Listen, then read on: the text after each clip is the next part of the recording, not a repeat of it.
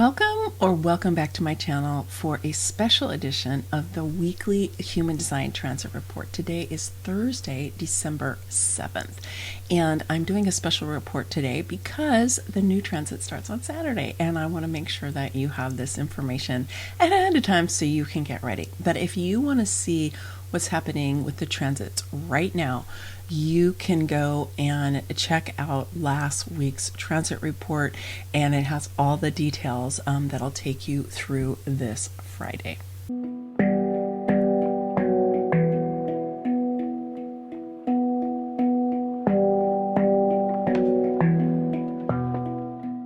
So during the last couple of transits, we've had the collective circuitry lit up. And the collective circuitry is about kind of big things. It's about infrastructure, it's about institutions, it's about organizations. I was talking about the sun being in the gate 5, which is like the living world, so that's big, right? So it's kind of like that. It's like when all the tribes come together. But in the transit that is going to start on Saturday, we've got the Tribal Circuit lit up. So this is going to feel pretty different because when we're looking at energies that are in the Tribal Circuit, they are much more about relationship. Okay, they're about often our close-in relationship.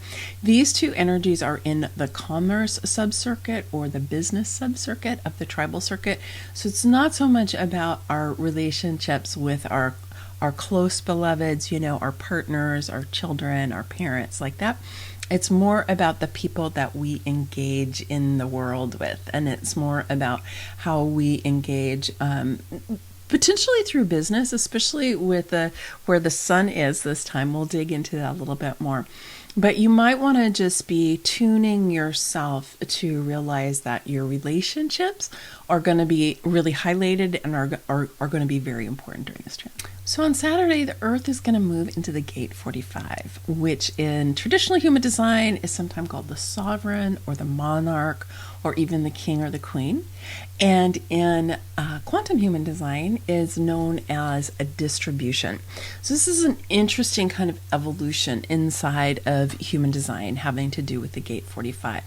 So you know I teach about feminine sovereignty. It's my new book, which just came out about a month ago, Feminine Sovereignty. So I'm really into the concept of sovereignty and also helping us to continue to evolve what we mean by sovereignty, because we're not living in the age of empire the same way that we were. We're not living in the age of royalty and aristocracy, even though some of the vestiges of that are still available in the world. But still, we're not really in that anymore. So then what does the sovereign mean? What does the monarch mean? And so when we look at the reimagining of this in quantum human design, the way that I think about this is that the sovereign who is benevolent, who is generous, who is radiant, who really has their people and their well-being of their people and the well-being of the land where they are, the ecosystem, the living world where they are, their priority is the well-being of all of those things. It's not about hoarding or just only bringing things to the self or to a small group of cronies, basically, right? And if you think about what happens with royalty, right, is that we get tithing, we get taxes, people have to send their money in. Ostensibly, the idea is that then the monarch would provide protection. I don't know how much they actually did that, because a lot of times they just took men and made them go to war, whether they wanted to or not. So I don't really know that happened, but this was the idea, is that the monarch is, you know, providing for people and is protecting people, and so you know, all the resources go to them. Well, we know that in many, many cases, probably most cases, it just stayed with them, right? It was like this upward movement of wealth up into royalty. Unfortunately, in our world today, we've also seen this happen with wealth. It's not royalty, but it is inherited wealth. And it also has to do with billionaires. And I saw a thing recently that said, you know, the 73 billionaires in the world own more resources the entire rest of the world. I mean, it's like something insane like that, right? So we do have an accumulation and a hoarding of wealth up at the top. It's not royal anymore, although people sometimes act like they are. And so when we think of this as distribution instead, what distribution does is it says, yes, the resources come in, but then they get distributed. And if it's tribal, right, this is tribal. So tribal is about what's good for the tribe. It's not just about what's good for the sovereign or the monarch or the king, right? It's really about what's good for the tribe. And that evolved sovereign, right, that evolved king or queen, is more interested in making sure that whatever it is that it's coming to them is being distributed, and it's not about accumulating for just a small group of people, and that's why it's now distribution in quantum human design. So the Earth is inviting us to really ground ourselves in this sense of it's deeply abundant, really, that monarch and that sense of having resources coming in order for them to be distributed. There's a deep sense of abundance and prosperity in that, but it's the prosperity for the tribe, and it's the prosperity to make sure that everybody has what they need. May not be 100% what they want, but people are going to have a place to live, they're going to have enough food, they're going to have enough shelter, they're going to have clean water, and all of that. Now, I love this alignment because the sun in the gate 26 is, in traditional human design, was known as the trickster. I think was how it was originally presented to me. The trickster, kind of like almost like that used car salesperson energy, right? It was somebody who was kind of, again, out for themselves. I would consider this a shadow aspect. Just like I was talking about the 45, that's a shadow aspect that is accumulating everything and hoarding and keeping to themselves. The 26, that is being the trickster, being the used car salesperson. I always feel bad for used car salespeople when I say that, but I think you know what I mean. And they but this is it really in its more pure expression, not where it's in that shadow state of trying to manipulate and control people or situations for personal gain, which is what the shadow is in the way I talk about it, is its integrity. It's integrity. And this is perfect. And the reason is that the 26 is a deeply enrolling energy. So it's also known as the gate of sales, and the whole channel is known as the gate of sales. And so in commerce, it is about being able to do sales. But it's also so much more than sales, because we enroll people in ideas. We enroll people in projects. We enroll people in believing we need to move to a new place, or we need to start a new school, or there's lots and lots of ways that we enroll each other into different ideas, right? And different things that we're engaging in life. So if you imagine somebody who is working like in a small nonprofit or working in an organization, again, this isn't really like big corporations, because this is more about the tribal energy, right, than it is collective energy. But even inside of a big corporation, you can have smaller divisions, right? And people can have their own teams. And I've done readings with people before who have this 26, and I talked to them. I said, so like when you're working with your team, you need to get buy-in from your team, right? About this project, or about what they're going to do, or about what's possible, right? It's not and so you need to enroll them in participating fully in whatever that is, right? And when I've done that, I go, oh yeah, absolutely, right? Because that's kind of the tribal energy inside of a more collective institution or organization, right? But inside of it, there's like a little tribe. And I remember this one woman who I did this reading for, because she had a lot of individual circuitry too. And she goes, oh, you know what? The only way I've been able to make it inside of this company is that I have my own team. They let me do my own thing. We have our projects. I'm in charge of it, and they don't mess with me because I'm good at what I do. And I was like, that is a great example of someone with individual circuitry who has the 26, which is about enrolling, and being able to make it work inside of a corporation. So never think that just because I have X, Y, or Z, that means I can't do ABC or whatever, because things show up in such interesting ways. So the really cool thing about the 26 is it's a beautiful energy. If you think about how you like to be enrolled in something that you want to participate in, right? I had actually somebody who taught me sales many years ago. He said, nobody likes to be sold to, but people like to buy. And that's true for all kinds of things. It's true for ideas too. It's true for projects.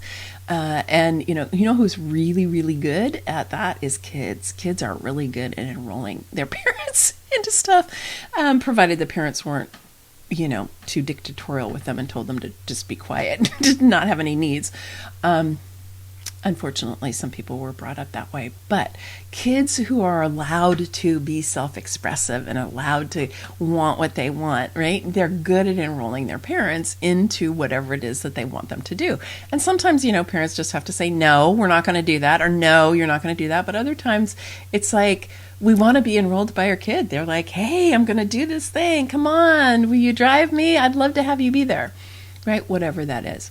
So while the sun is lighting up this 26, I know this gate really well because it's defined in my chart and I've worked with it a lot. And I have worked it a lot with sales. I've done a bunch of sales training, and I used to teach sales to people who are healers who are like allergic to sales. And I was like, well, just think about it this way. You're not trying to, do that trickster thing, right? Where you're trying to get money from people and not give them any value. Instead, what you're doing is you're enrolling people in this idea that they could have something that they desire, or that their lives could be different, or that they could feel better about themselves, or they could connect more deeply with people, right? You're enrolling them in possibility. And so for me, as I, have had my own business for 25 years now, and I've done all kinds of different things, and I really love feeling the 26 as this way of enrolling people into possibility. I actually had somebody who's known me for a long time, and she was in one of my very first big business coach, groups with like 25 people, and it was a year long and everything. And she said to me recently, she goes, Maggie, you just go around through the world, you just sprinkle possibility. It's kind of like, what about this? What about that? You're just opening doors to possibility all the time. And I feel like that's an energy of the 26. Now, when this is lit up, and especially if you have it in your chart, but also just when it's lit up, it's important to always be in the highest integrity when you're using this energy. Because you can imagine if you have that power to enroll others, it's important that you are absolutely squeaky clean about your motivation, right? That you're 100% passionate and engaged with whatever it is that you want to enroll somebody into. But you're also unattached to their decision about it. They might be like, it's not for me. It's not the right time. I'm not ready. Whatever it is. So I know for me, like when I'm engaging and like if I'm making an offer for programs that I'm doing, I have 2 big programs that I know are coming up in 2024, and I'm inviting people to come and take a look at them and come and work with me if you want to, and I feel really, really passionate about that. And I feel excited about that. But I'm also unattached to what any individual decides to do because it's not up to me, right? The decision is not up to me. My role is to aim to let people know what is possible for them if they chose to work with me in one of these ways in 2024, right? That's what my role is.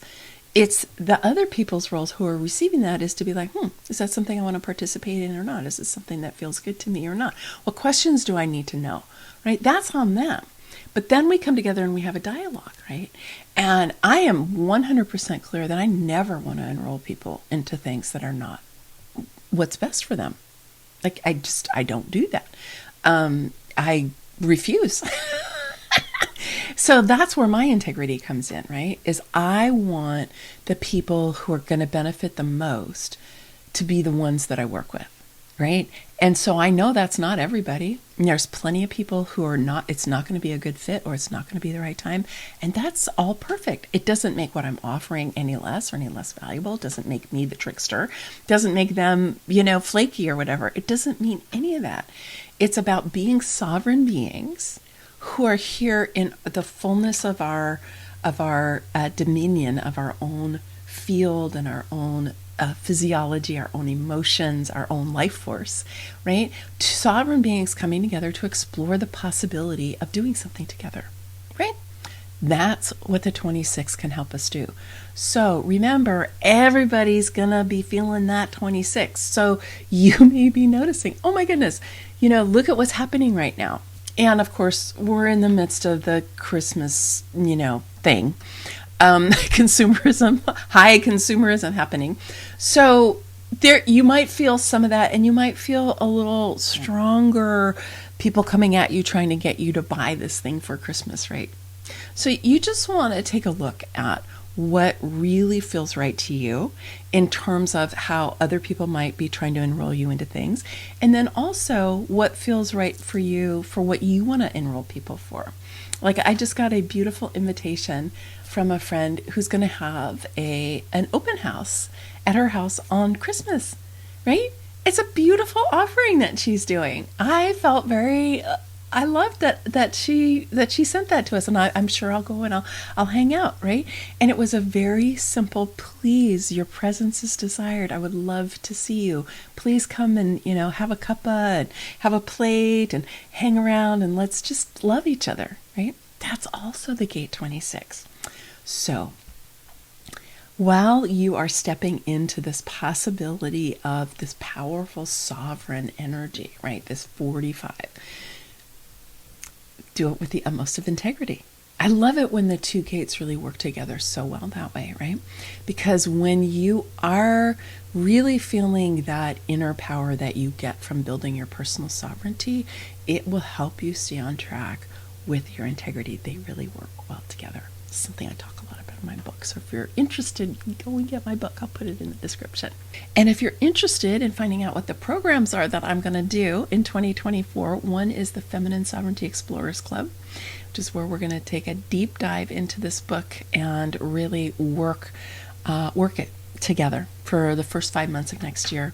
And then the other is the Feminine Sovereignty Leadership Incubator.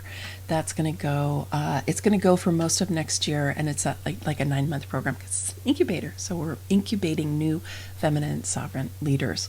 So those will be on my website, and I will put them in the description, and you can check them out.